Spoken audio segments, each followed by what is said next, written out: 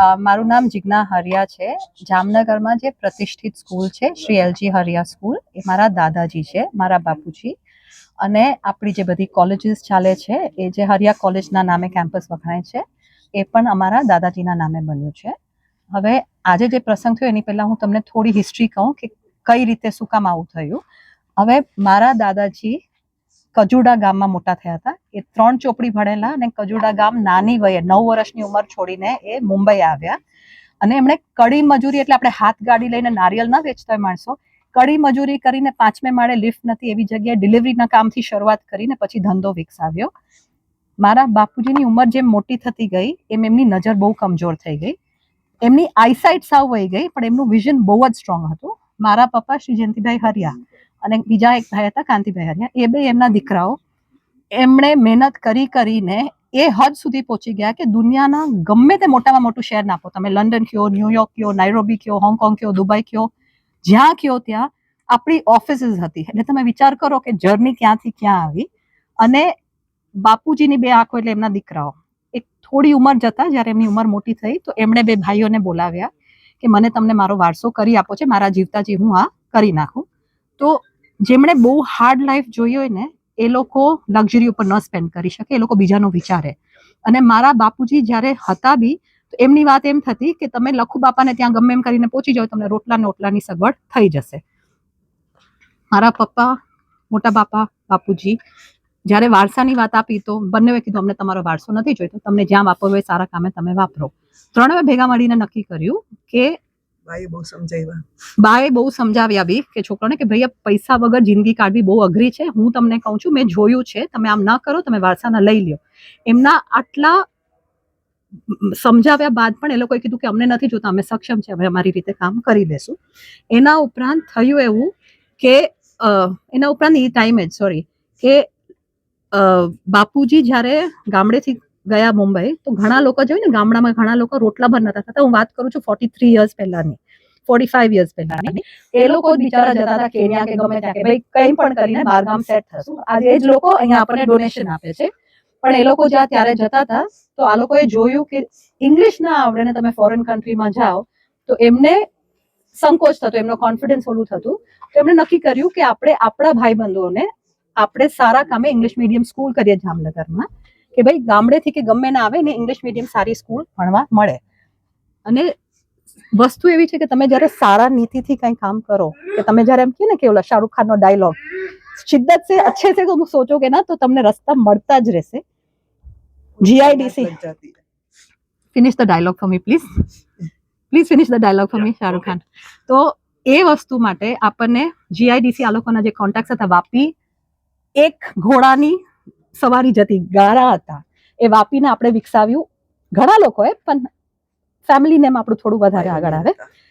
પાયનિયર્સ, આજે જે વાપી બન્યું છે એના pioneers we can take a little credit, અને બાપુજીના આશીર્વાદ ને બધાથી આપણે અહીંયા જીઆઈડીસીએ જમીન આપી. જીઆઈડીસી આ લોકોને ઓળખે છે, સારું નામ છે, ખબર છે કે ભાઈ તમને ખાલી જમીનમાં તમારું કામ નહીં થાય, અમે તમને ગ્રાન્ટ પણ આપશું. તો આપણા નામ ને આપણા પૂર્વજ કામના હિસાબે આપણને જગ્યા આપી, આપણને ગ્રાન્ટ પણ આપ્યો.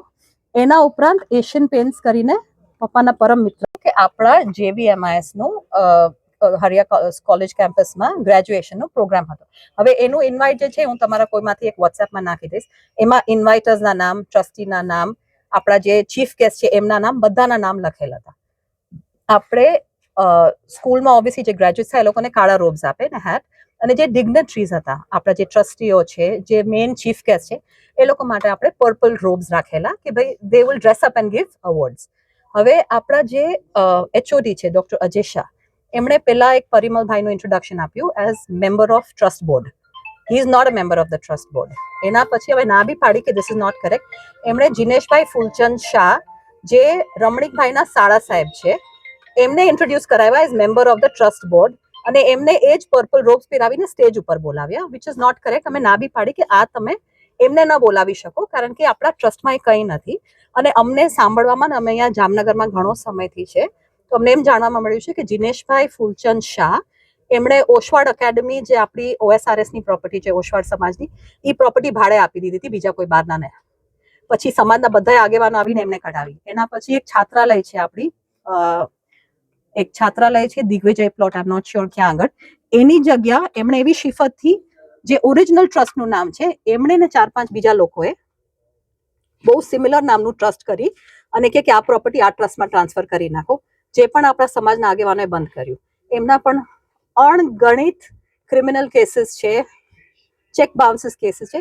એટલે આપણે જ્યારે 45-50 યર્સથી કારકિર્દી કરીને એક બ્રાન્ડ નેમ બનાવ્યું હોય અને આવા કોઈને આપણે સ્ટેજ ઉપર બોલાવીએ ટુ ગીવ અવે અ ગિફ્ટ ટુ ગ્રેજ્યુએશન લોકોને, he is nobody in the trust, એ કોઈ કમિટીમાં નથી, એમની ઓળખાણ એ જ છે કે રમણીકભાઈના સાળા છે અને એમને કોઈ કાળે કાંઈ invitation as a normal guest હતું. નોર્મલ ગેસ્ટને તમે બોલાવો તો બીજા બધા ગેસ્ટને ખોટું ન લાગે કે કેમ આમ કરે છે ને. આપણે આવા લોકો સાથે જોડાઈ જ ન શકીએ. એમનું નામ આપણી સંસ્થા સાથે જોડાય તો આપણા નામ બગડે. અને આપણે આ રિક્વેસ્ટ કરેલી તો બિચારા એચઓડીએ દબાવમાં છે કે શું, એમણે ન ઉતાર્યા, એમણે ફંક્શન જ સ્ટોપ કરાવી નાખ્યું. આપણે કીધું તમે એમને નહીં બીજા કોઈ આગળ કરાવો, તમે પોતે અવોર્ડ્સ આપી નાખો, પણ એમને આ ખોટું ઇન્ટ્રોડક્શન છે તો એ વસ્તુ બંધ ન કરી. એને કારણે આખું આપણું ફંક્શન સ્ટોપ થઈ ગયું.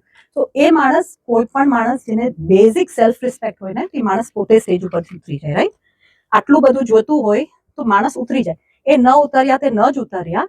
પોલીસને બોલાવી ન છૂટકે બોલાવી પડી, કારણ કે એક જ્યારે તમે વિચારો કે બહુ માણસે આટલી મહેનત કરીને કમાણી કરી હોય અને દિલેર કેવું કે હું મારા પર નહીં, હું સમાજ માટે સારા કામે વાપરીશ, અને એમનું નામને કારણે આજે ગમે એટલા ડોનેશન્સ આપણે કર્યા હોય, ઓરિજિનલ આજની તારીખે પણ તમે મને કહો કોલેજ તમે કઈ કહો છો જામનગરમાં, હરિયા કોલેજ બોલો છો ને, તો એ નામની કઈ કિંમત હોય, એની કારકિર્દી હોય, કેટલા વર્ષે શું બન્યું, તમે ગમે એવા એરા ઘેરાને બોલાવી એને સ્ટેજ ઉપર ચડાવી દો ને એમનું નામ એસોસિએટ કરો તો આપણા પર છાંટા ન ઉડે. તો ન છૂટકે અમારે આ કરવું પડ્યું અને અમે રિક્વેસ્ટ બી કર્યું. અમે મિસિસ નેહલ મેડમ પલાને બી કીધું કે તમે કેમ્પસ ડિરેક્ટર છો, તમે અજયભાઈને રિક્વેસ્ટ કરો કે ધીસ ઇઝ નોટ કરેક્ટ. પણ એ ન ઉતર્યા તે ન જ ઉતર્યા. અને આઈ એમ સો સોરી કે તમારી સાથે આ રીતે વાત કરવું પડે. અમે કંઈ સેલિબ્રેટ કરતા હોય તો, અને આમાં તમે પૂછો છે એટલે કહું છું કે અમારા જે મેનેજિંગ ટ્રસ્ટી છે રમણીકભાઈ, અમને હમણાં હાલમાં ખબર પડી છે, સાધના ટ્રાન્સપોર્ટ વાળા, એ એમના પરમ મિત્ર હતા. એમની વિધવાબેન એમની વિધવા વાઇફ વર્ષાબેન, બેસ્ટ ફ્રેન્ડની વાઇફ ન કરે. નારાયણ, તમારા કોઈ બેસ્ટ ફ્રેન્ડને કઈ થઈ જાય તો તમે એમની વાઇફને સહાયતા કરો. એમણે એમની જગ્યા વેચી મારી, પોતાના નામે કરી વેચી મારી, અને કોઈ ટ્રસ્ટીને કોઈ ટ્રસ્ટ બોર્ડમાં જાણ નથી કરી. એમની એફઆઈઆર ચાલુ છે, એમના પર કેસીસ ચાલુ છે, ક્રિમિનલ કેસ. હજી પણ 27 જૂનના 2025માં એમનો કેસ ચાલુ છે. વાત ત્યાં નથી અટકતી. મને કહેતા બહુ દુઃખ થાય છે કે એ આપણા સ્ટાફને, જેમ કે એક જીપાલ પટેલ કરીને છે, આપણો સીઈઓ છે, એ છે, હા, એને અને આપણા કેટલાય અણગણિત સ્ટાફને પોતાના પર્સનલ કામે ક્રિમિનલ કેસ માટે ત્યાં મોકલે. તો તમે વિચાર કરો આપણા સંસ્થાનું નામ કેટલું બગડે. અને રમણીકભાઈએ એ પણ વાત નથી કરી કે ઈ આજ